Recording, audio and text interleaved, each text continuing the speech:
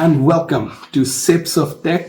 We're here with a brand new show. I promised you some very independent analysis on all the technologies and all the gadgets that are out there, and here we are with the granddaddy of them all. So what is Chat GPT? Well, it calls itself a smart computer that can understand and respond to human language. That's how it pretty much defines itself. I kind of agree with it. I also think that it's kind of that best friend you can take your idea to, and more than likely you're gonna get a feedback that you didn't see coming. Unfortunately, some of the feedback we didn't see coming at all, and I'm gonna kind of dive into what that is and how it can be absolutely annoying. Most of the times, however, it's been extremely helpful. So who is it for? How does it help? Well, content creators for sure.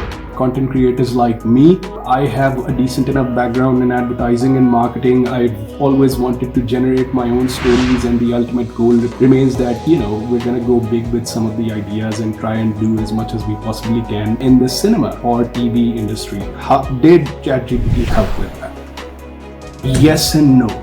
Well, yes, because as far as interacting with it was concerned, some of the ideas it was completely able to take into account and give a feedback that I didn't see coming. It was able to shape some perspectives that are extremely vocal around the world, and you have to be very sensitive and very aware of what you do with such subjects. So that was a huge surprise for me. It says that it doesn't have feelings because it's not human and all of that, and yes, it applies. But having said that, it was extremely helpful in that regard. As far as advertising and marketing is concerned, that's the one area in my opinion where it was at its optimum best. You identify what you want to extract from it or what you need help with, and it was able to give you a very solid feedback in call to actions, in creative captions, in creating ads that depended on multiple frames of communication. So that's where it was extremely helpful. Where it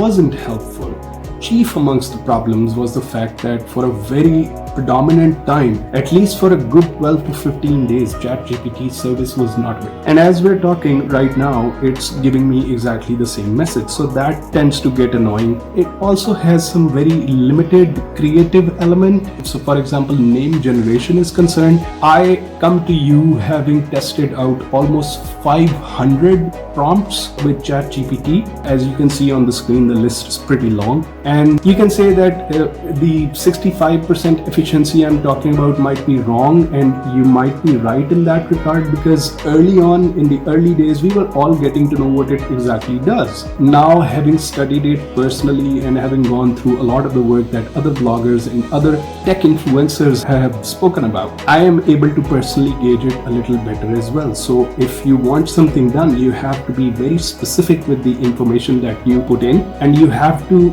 absolutely take it to town in that regard, because you have to give it as much detail as it possibly can, and then it's able to generate better content in response. However, one area where specifically it was extremely disappointing for me was generating the name for this YouTube channel that I eventually have come up with. Now, it might be for a couple of reasons. One is top amongst this, and I'm pretty sure someone else must have mentioned this as well. I'm pretty sure a lot of people have come across this, but its archive or e-directory of information that it is able to interact with and get back to you in its responses, it is limited to 2021. That was almost 1.5 years ago. So in a couple of very critical areas, for example, when I was asking it to give me a comparison between, for example, two gadgets, 90% of the times it wasn't able to get back to me.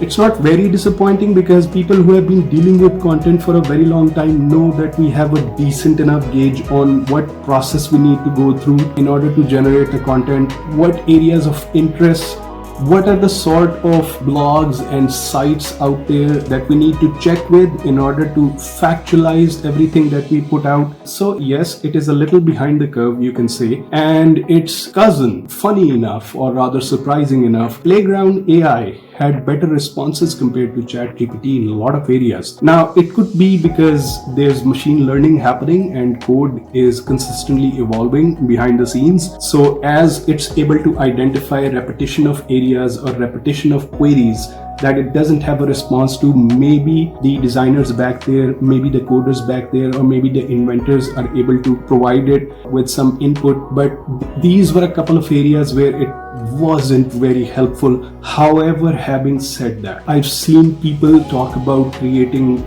complete codes out of it, and that's absolutely fascinating for me. We've also looked at people, and I've personally been a part of having generated a complete content for websites for our clients. Let me put it this way, it kind of shortened down our production process by up to 70%, simply because as time went along, we were able to learn how to interact with it better. So maybe as time moves along, we're going to be able to do a better job there.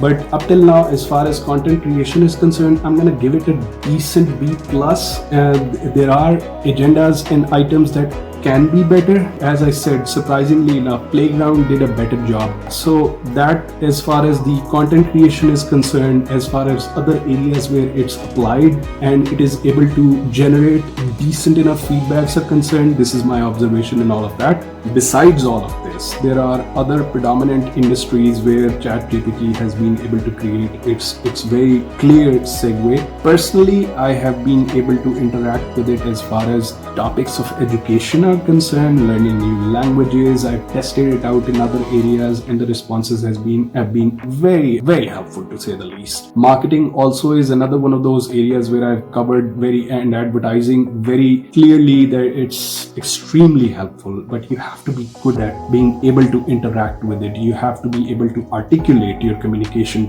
very well. Hi, this is Umair. As you can see, I'm in a different setting. I'm speaking to you from the future. Just wanted to say, part 2 is coming up soon. Till next time, continue with the video.